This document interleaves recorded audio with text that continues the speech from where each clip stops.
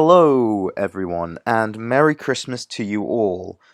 So, I've not bothered to record a video, because I honestly can't be bothered doing all the editing required to make that look good, so you'll be stuck with a voiceover video. Ooh, this is the first time I've done one of these. So, as it is the Christmas season, us at the Whoniversals always like to celebrate Christmas. Well, some of us do anyway. And seeing as how Thomas made a video with his niche, the RTD era, I feel like I should make a video based on my niche, Big Finish. Now, if you think this is going to be like my Christmas video from last year, 13 Doctor Who stories to watch at Christmas Day, sort of, but the thing is, these aren't Big Finish audios that would be fitting to listen to on Christmas Day. I may save that for next year, but this video is going to be about Big Finish's Christmas specials. Note, Christmas specials, the same way that Voyage of the Damned, A Christmas Carol, Return of Dr. Mysterio, all those things, all those episodes are Christmas specials, and all of what I'm going to talk about today are also Christmas specials. So without further ado, let's talk about it. So without further ado, let's talk about them. The One Doctor, written by Gareth Roberts and Clayton Hickman, released in December 2001, and it was basically about the Doctor and Mel landing in the vulgar end of time, and discovering that there has been a con artist who has been posing as the Doctor, and doing quote-unquote good deeds for profit. Banto Zame, whose name is a parody on Panto Dame, played by Christopher Biggins, so that's why, is the con artist in question, and what he does is him and his partner, Sally Ann, defeat evils, but they create the evils themselves because, you know, they need to defeat them, and therefore they get profit from each planet that they visit. How do they get to these planets? The Stardust, which is a portaloo, and it even makes a flushing sound effect in the style of the sort of warping sound effect. But little does Banto Zame know that actual evil threats exist. Banto, Sally Ann, the Doctor, and Melanie all have to try and track down the artifacts in the system that they're in, and bring them to the aliens. And what are these artifacts? A computer who just is on Mastermind for thousands of years, the Shelves of Infinity, and a crystal that is being guarded by a Jelloid, played by Matt Lucas. So yeah, it's an audio, and it's pretty entertaining. It's actually very funny. I've already mentioned all of the parts I find the most funny. It's just a bit of a laugh. The Delaware theme even plays in part 3. So, yeah, I really recommend this one.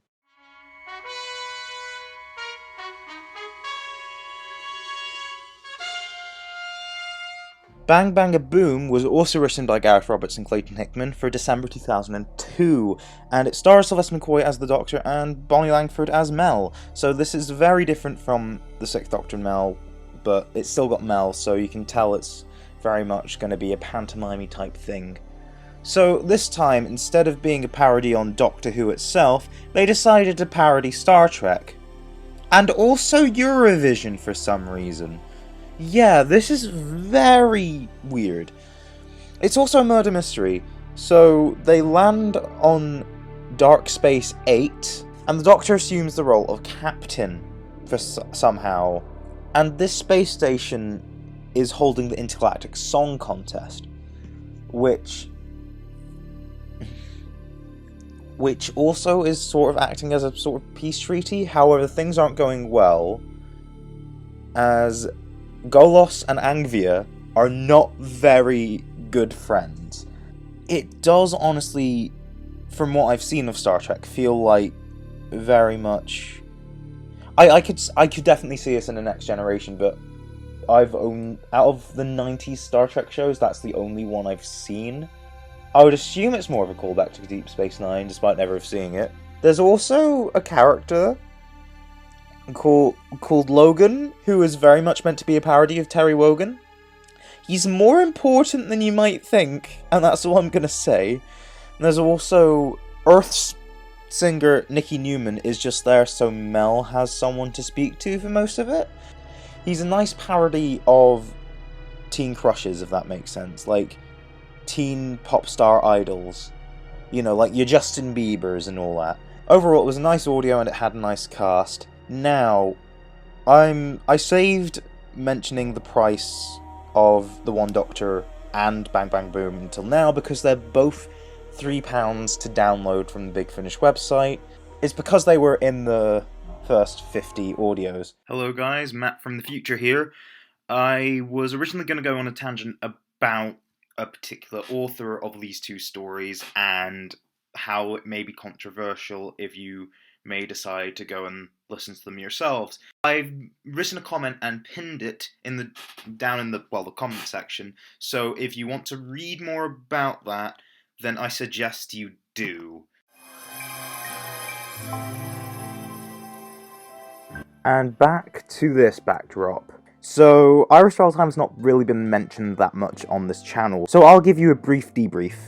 Haha, that's funny. So, Irish Wildthyme was created by Paul Mars for the BBC Books range in the 90s. Big Finish have given her own spin-off, starring Katie Manning as Iris. She had a companion early on called Panda, who was a stuffed panda toy. He walks, talks, sounds like a philosopher, and likes a little bit of wine and, you know, all those nice beverages like that, which Iris has plenty of because she's a drunken. Iris Wildthyme is a parody of the Doctor as she travels through the cosmos in the Celestial Omnibus, which is like the TARDIS in that it travels through time, space, and I guess all the dimensions.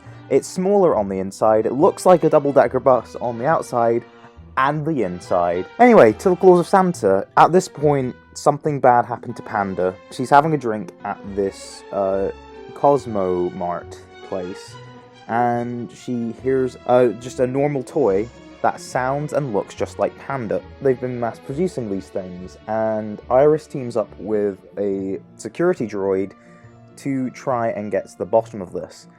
Why a security droid? It was just there. They trace it back to Santa's workshop, and they also team up with Santa, who they find drunk in another bar. Turns out, Mrs. Claus has been making all these versions of Panda to get back at Iris. And also, she's been holding Panda at ransom, and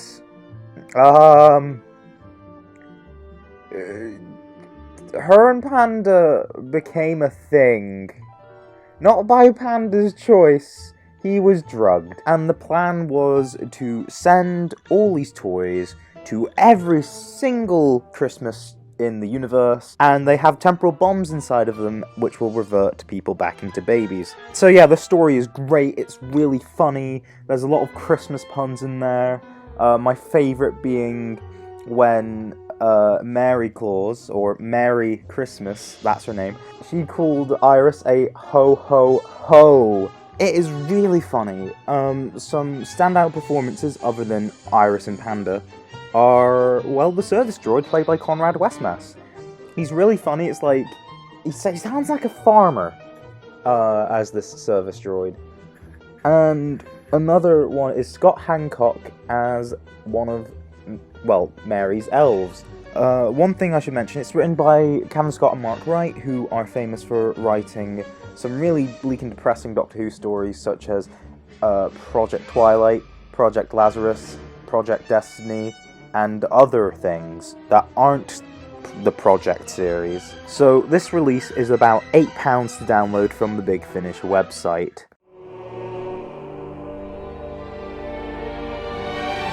Now we're on to the two Christmas specials in the 8th Doctor Adventures Series 4.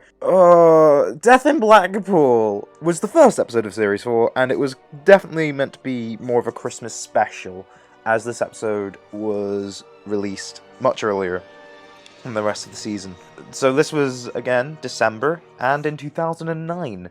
I don't really want to talk about this one, not because I don't like it, but because I don't really want to spoil it, because speaking about the 8th Doctor Series 4 is just a whole can of worms. But I'll try and keep it as spoiler-free as possible. The Doctor and Lucy celebrate Christmas in Blackpool, because it's Christmas, and they meet Auntie Pat, who... Okay, I realise Auntie Pat's probably not been mentioned on this channel ever, so if you don't know who Auntie Pat is, basically the Doctor and Lucy keep bumping into her every so often in their adventures, but they meet her before Lucy's, and that's just an interesting dynamic that they have. They're in the present day, and this is clearly when Auntie Pat knows Lucy well, and now they can just talk about time travel casually, because Lucy's experienced it now. But something sinister's happening. An alien is in Blackpool trying to steal Auntie Pat's body, and unfortunately, it is to do with a secret the Doctor and Auntie Pat kept from Lucy. Also during this episode, something bad happens to Lucy. Also, Santa's there. Santa is just there. No one talks about this. Santa is she's just there and drunk. The climax of the story is Lucy finding out the secret about Auntie Pat, rejecting Auntie Pat because of it, and also saying to the Doctor that she can't travel with him anymore because it hurts that much. Okay, that's all I can really say about Death in Blackpool, other than it's really good. It's really sad. Listen to it. You'll need it if you want to listen to the Doctor Adventures Series 4 anyway, but I recommend listening to the Auntie Pat stories, which are Horror of Glam Rock and The Zygon Who Fell to Earth. Also, I recommend listening to the whole 8th Doctor Adventures series anyway, but I'm here talking about Christmas specials, so my job isn't exactly to recommend things.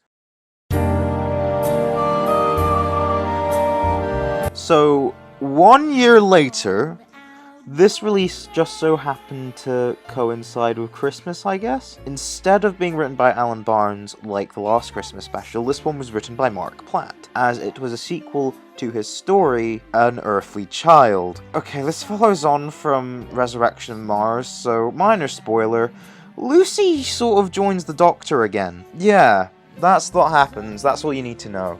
So, because he sort of ruined her last Christmas, he tried to make it right by doing a proper Christmas in the TARDIS. But this time, he invited Susan and her son Alex. And when I say Susan, I mean his granddaughter Susan. However, things go wrong because this giant four-dimensional fish is sort of ruining their Christmas, and then they stop it. That's the plot. I just realized how simple and stupid the plot was. To not spoil any nice connections that this has with another story, I will say that yes, there is a connection to another story, and I'm also going to say it's another story featuring Susan, written by Mark Platt, released around this time. Both of these stories are £11 on CD and £9 on download, so if you want to pick them up, that's how much they cost. They're both in the bundle of the 8th Doctor Adventures Series 4, which is £80 on CD and £72 on download. If you want these cheap, get them in a sale. But I also recommend getting the other ones just so that you know what you're getting yourself into with these two. Short Trips is Big Finish's range where they write short stories for each of the Doctors. In recent years, they had done Christmas specials, and the first of which is called the Hesitation Deviation. It is written by James Goss, who has written many great things for Big Finish. It features the 7th Doctor and Bernie Summerfield, a pretty unique pairing, considering that there's not many stories Big Finish have made where it's just Seven and Benny. So this story is formatted like a companion chronicle, where it's told by the companion, Benny. She's talking from the perspective of someone who wants to forget the Doctor for a reason which I will not get into because of spoilers. So she visits a robot therapist. She talks about how the Doctor and Benny landed on this planet. They landed to celebrate the best Christmas ever. Unfortunately, the people started turning on them, even though the people are very peaceful. It turns out that there's a great mega weapon that's trying to kill the Doctor, and said mega weapon has hidden itself in the pauses in people's speeches when they're hesitating and unsure what to say. That's pretty clever! James Goss is a great writer and does great things, and it's only £3 to download, so get it. The second and final short trip I shall speak about is called O Tannenbaum. It's a First Doctor and Stevens short trip written by Anthony Keach. This story is about the Doctor and Stephen landing at this house in a forest, and it's Christmas Eve. However, there's a scared little girl in this house, and also in this house is her grandfather who's on the verge of death. Her father, Joseph, went out to try and get a Christmas tree, and he succeeded, but he also ran out to quote-unquote hunt a rabbit, and he hasn't been back since. Turns out the trees are sentient and have been living there for generations. This story isn't just, oh, sentient trees. No. It isn't just the Christmas trees are the villain. This story is sort of an allegory for how the Christmas tradition has been sort of watered down to just the partying aspect of it, if that makes sense. Because the longer we celebrate Christmas, the less we realise why we're actually celebrating it. Because there are a lot of people who aren't hardcore Christians that celebrate Christmas. I know I do. And I'm an atheist. Stephen even mentions that when he asked his mother why they celebrated Christmas, his mother said, any excuse for a party. This is tied in with the plot, as for generations, the trees have lived in this forest, but so has Herman's family. Herman being the father of Joseph. The longer these tales are told to the next generation and the next generation and the next generation, the less they start believing these tales. That's how it ties in with the plot, and I think it's beautiful. I also think the story puts you in the Christmas spirit most. It's a serious story, but it's got a lot of light-hearted energy to it, and I think it's perfect for Christmas. It's a nice 45-minute story that I think you should listen to during Christmas. No, seriously, this I think is a required Christmas listen. People say The Chimes of Midnight is, but no, this is very much listen to it every Christmas. Please, I beg you. This story is also £3 to download. In 2019, the Christmas special triumphantly returned to the monthly range, in the form of an audio anthology, which the monthly range do about once a year, usually of the form Blank and Other Stories. This release is called Blood on Santa's Claw and Other Stories, so I might as well just talk about them individually. So Blood on Santa's Claw is about a mining colony which is ran by a human religious enforcement agency, and their law enforcement are Santa Claus, just a bunch of Father Christmases, and what they're doing is regulating all the religions. This story is mostly an allegory for how religious differences can be seen as toxic in the way they handle each other. It's because people preach religious tolerance, but when it comes to tolerating religions that aren't their own, they don't really like that. And this is what the story capitalizes on. But it does it well with religions based on the wind and the willows and Shakespeare. And they're at odds because apparently Shakespeare's metaphors explicitly treat animals badly, and animals are what the wind and the willows religion are. So yeah, that's the plot. And the Doctor dresses up as Santa to get things done. Also, Perry has a boyfriend in this anthology. And he just isn't really in it because he had tea with the animals from The Wind and the Willows. The next one is The Baby Awakes, and the Doctor has seen this eugenics company who specialise in engineering babies. He's seen it because one of the discarded babies escaped. He's seen this because one of the discarded babies escaped. So, he's trying to get Perry and her boyfriend Joe to get one of these babies made. They're sort of a mixture between the DNA, and an AI produces these children of varying ages in order for them to discard said child and the Doctor to trace it. But that's not how this story goes, because Perry gets too attached, and also one of her children just mutates into a monster. It's a really well-written character piece, and it basically just deals with the concept of eugenics and designer babies and all that. No wonder Perry got traumatized by the end of this, because these were her children, and she got to know her children that she knew she was never gonna have. So yeah, this was really good.